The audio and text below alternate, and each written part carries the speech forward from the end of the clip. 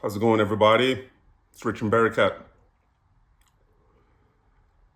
Let us talk about the elephant in the room. Let's talk about China. It's in a lot of people's minds as far as like China's impact in Nigeria, specifically China's economic impact in the country and how China is influencing business and investment activities in Nigeria. I'm gonna analyze it a little bit here and cover some of the pros and cons. And this is just my own personal opinion. I started my entrepreneurship in China in 2003. I used to import goods from China and sell them in the United States. That's how I started my entrepreneurship journey. China is a huge part of who I am today. Okay. Over the last 5 years, I have been gone from Nigeria for 16 years prior to 2020.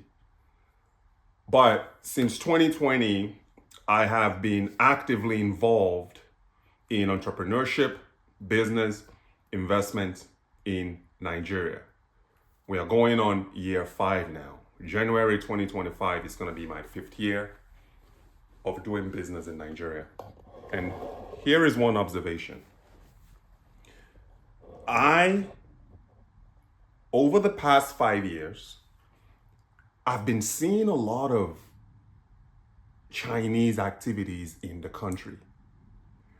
When you look at the infrastructures that are currently being built right now, and you look at majority of the construction projects that are being built right now, they are all underpinned by China. They're all underpinned by China. So let's just be realistic here and be honest with ourselves. Nigeria needs China more than anything else. Nigeria needs China. And here is how I determine how impactful a nation is to the global economy. So let's take, for instance, the United States of America.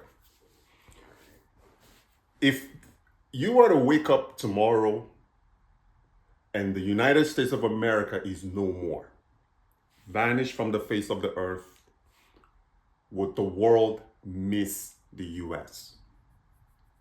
Would they miss the United States?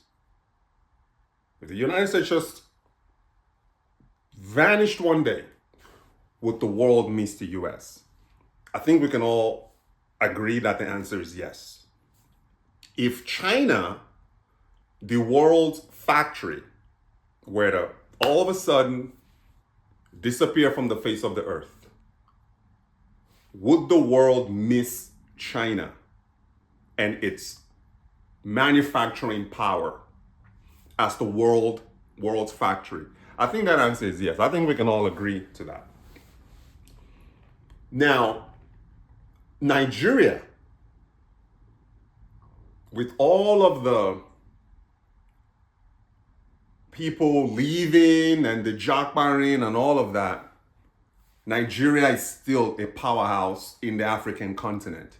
So if Nigeria were to disappear from the face of the earth tomorrow, would the African continent miss Nigeria? I think we can all agree that Nigeria is a stabilizing force in the African continent. I think that answer is yes. As far as the Western world, they may or may not lose a wink of sleep if Nigeria were to disappear. But as far as the African continent as a whole, Nigeria remains the leader of Africa. Nigeria remains the economic muscle, the spine of Africa's economy. Because if Nigeria were no more today, I think Africa will be destabilized. I think we can all agree to that. So, if you even look at the influx of other African people, the Togolese, Burkina Faso, these are people who are aiming to get Nigerian citizenship. It's out there. They want to be Nigerian citizenship. They want Nigerian citizenship. They respect Nigeria as a country. I remember growing up as a kid,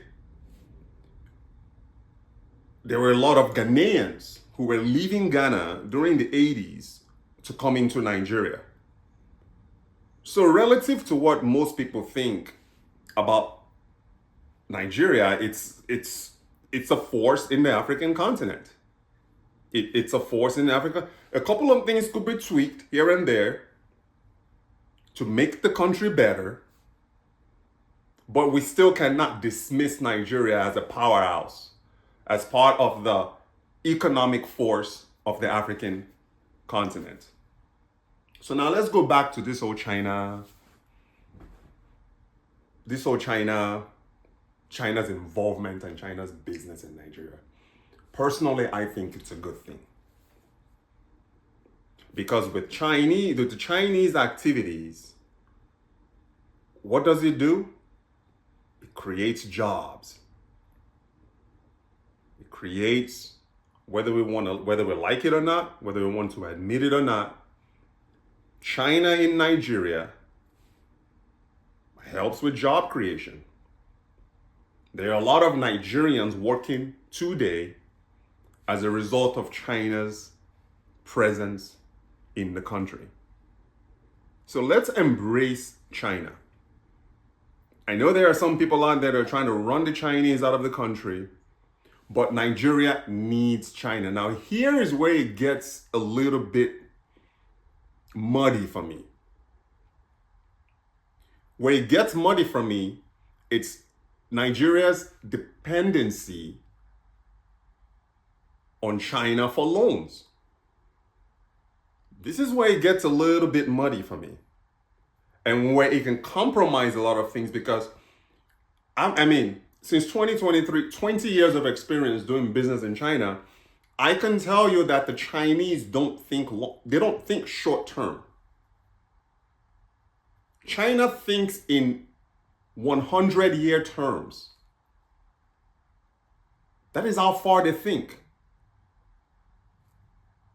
They don't think short term. They think in 100-year terms. So what does Nigeria need that China has? China has the money. They can loan Nigeria all the money that Nigeria needs, hedged on what? Mining rights to Nigeria's natural resources. That's where it gets a little bit muddy for me. Mining rights to Nigeria's natural resources for what? Not 5 years, not 10 years, not 50 years, 100 years. That is what they are hedging this loans on. Because where is Nigeria going to get $65 billion to repay China? They don't have that kind of money. So what do? They'll give the Chinese mining rights to rocks and granite chippings. I know this for a fact because in Calabar, I'm from Akwa Ibom State, Nigeria.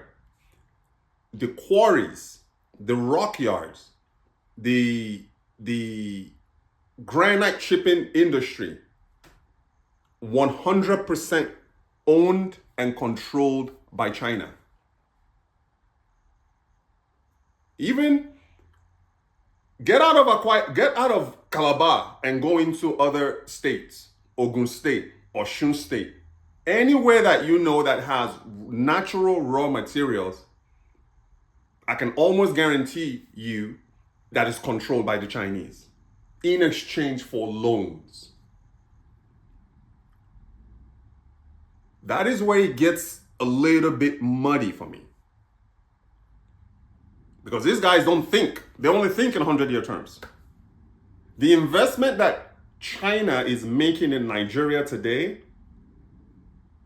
will not be recouped in our lifetime because they're thinking generations. A generation is 20 years. Okay, 5 generations of China. Let's invest now so that the next 5 generations could benefit from these investments. That is how China thinks.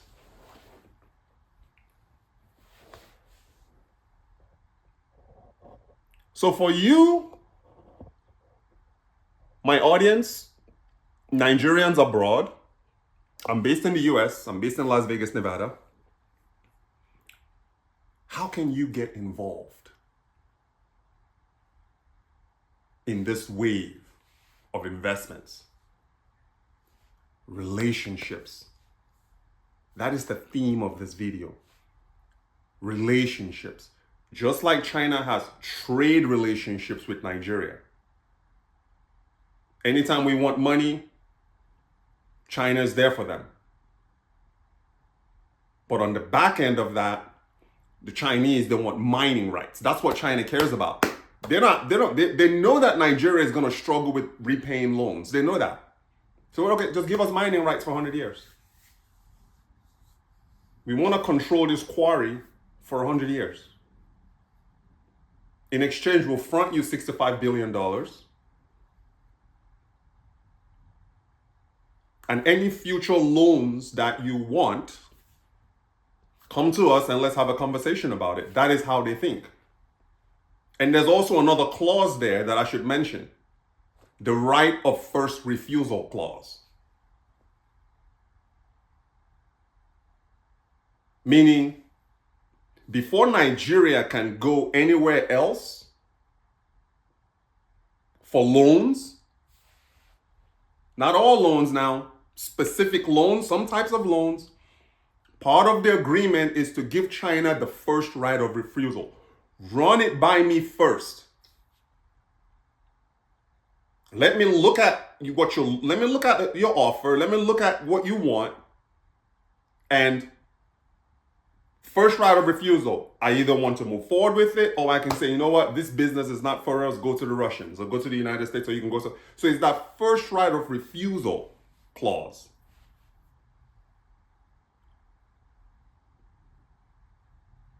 That is part of the deal.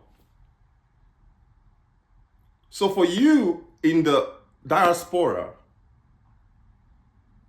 how can you get involved in this trade and not get left behind?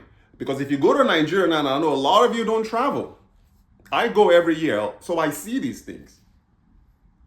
The Chinese are a part of Nigeria today, similar to what Nigerians are tonight. Chinese are now becoming a part of the fabric of Nigeria.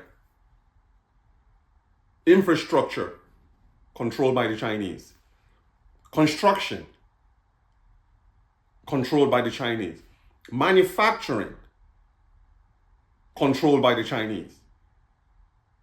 All of these raw materials, 23% of Nigeria's imports is from China. Only 8% or so, 8.5%, 9% is from the United States. What do we really import from the United States? Cars, aviation parts, car parts. But everything else from basic amenities, essentials, it's all made in China, all imported from China. So as someone who is living abroad looking on how you could get into this business, the business of China, you can start looking at buying construction goods. Like in our case, it's actually going on a couple of months now that my goods has been at sea. It's just recently arrived in Nigeria. We've paid the documentation. So I ordered a cement mixer, a compactor, an earth compactor, and a cinder block making machine from China. And this is a new business category that we we started where we will start leasing these equipments to construction companies in Nigeria to use local builders, local engineers. That is our objective with this new line of business. This is a pilot business for us because we are testing it out. If it's successful, we are going to expand into both leasing and also selling of these construction equipment, because we already have the manufacturer in place and they are ready when we are ready to do business. How can you get involved? You can do the same. Start looking for products in China that you can buy with the strength of the US dollar, export it directly from China to Nigeria, find someone that you trust locally in Nigeria, and build a sales force around that person.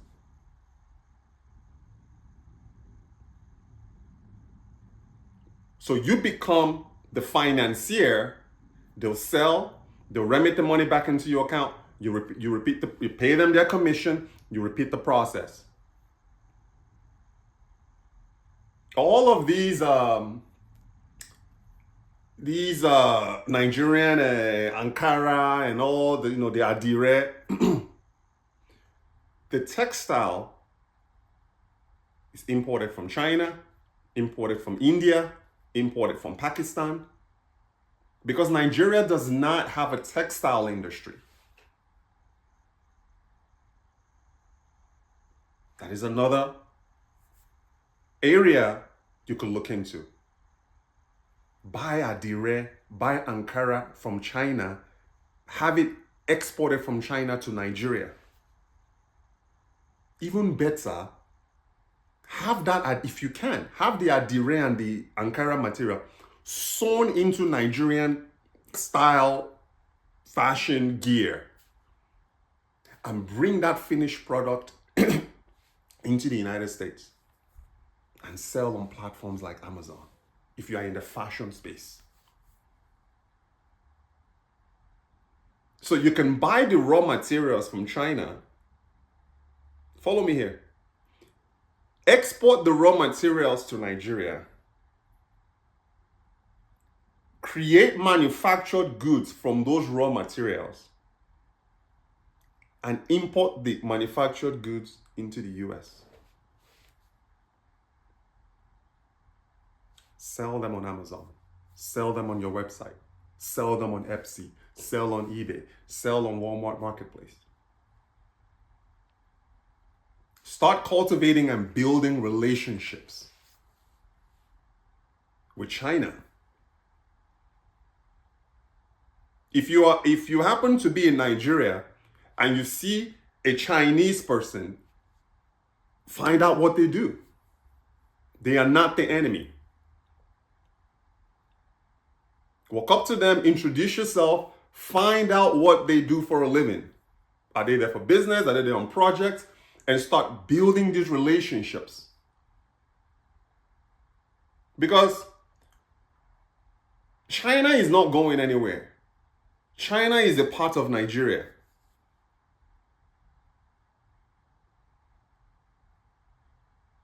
So don't get left behind.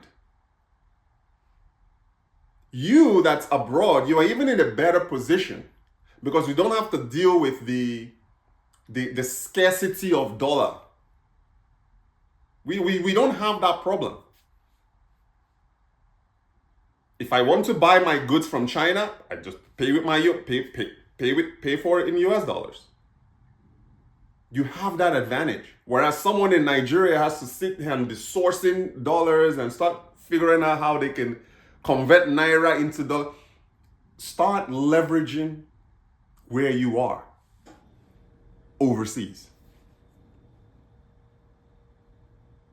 I love the impact of China in Nigeria. I think it's a great thing. They're getting people off the streets. They're creating jobs. The only downside to that, and everything has its pros and cons, is the fact that Nigeria, unfortunately, is trading the country's natural resources to obtain loans to be able to develop these projects that employs Nigerians. So you can't throw the baby out with the bathwater here. We got to take the good with the bad. But it's time for you to get in and stop playing the game. Don't stop sitting on the sideline. Stop sending remittances to relatives. Stop it. I've covered this before. I'm not going to talk about it on this video, but I just had to put it out there because it's just one of those things that I just can't get out of my head. The idea that someone is going to be abroad, work 12 to 14-hour days, take their money and send it to family and friends. Guys, I gotta run. I just wanted to put this video out there. If you like this content, comment, share, and like. My name is Richard Bereket. I am a Nigerian entrepreneur based in the United States, currently focused on long-term investments in Nigeria. And I create this video to talk about my journey, talk about my processes, put some related news out there here and there, and just try and encourage and motivate other Nigerians abroad to make that move. Nigeria is ready and waiting for your attention and for your investments. Nigeria is waiting for your ideas. Whatever ideas that you have, you can implement them in Nigeria. You can. There's nothing stopping you. Forget what you see in the media. I'm telling you because I am rooted in Nigeria. I know what is happening. And I'm telling you that Nigeria is ready for you. Whether you are Nigerian abroad or you are a foreigner interested in doing business in Nigeria, I want to encourage you to look at, we have over 200 videos on my YouTube channel. Start binging on these videos. Like them, share them, comment on them. The more you ask questions, the more you learn. We also have a WhatsApp page for Nigerians abroad, investing in Nigeria, doing business in Nigeria, looking to connect with other Nigerians locally.